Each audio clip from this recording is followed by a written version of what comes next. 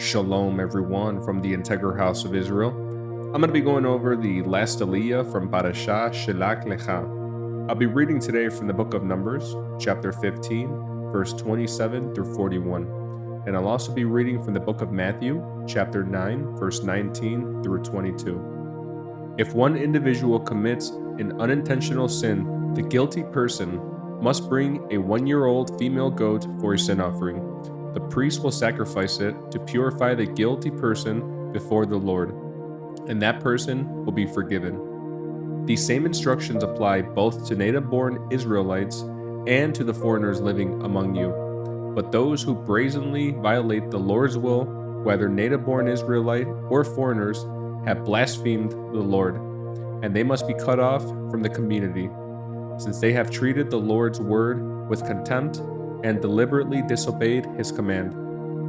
They must be completely cut off and suffer the punishment for their guilt. One day, when the people of Israel were in the wilderness, they discovered a man gathering wood on the Sabbath day.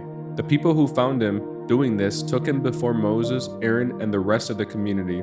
They held him in custody because they did not know what to do with him. Then the Lord said to Moses, "The man must be put to death. The whole community must stone him outside the camp." So the whole community took the man outside the camp and stoned him to death, just as the Lord had commanded Moses. Then the Lord said to Moses, "Give the following instructions to the people of Israel. Throughout the generations to come, you must make tassels for the hems of your clothing and attach them with a blue cord. When you see the tassels, you will remember and obey all the commands of the Lord instead of following your own desires and defiling yourselves, as you are prone to do.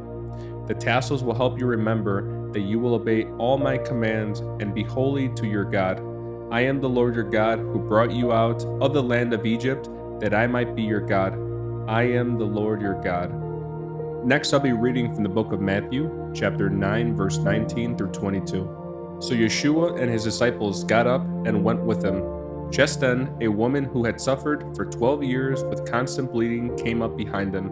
She touched the fringe of his robe, for she thought, "If I could just touch his robe, I will be healed." Yeshua turned around, and when he saw her, he said, "Daughter, be encouraged. Your faith has made you well." And the woman was healed at that moment.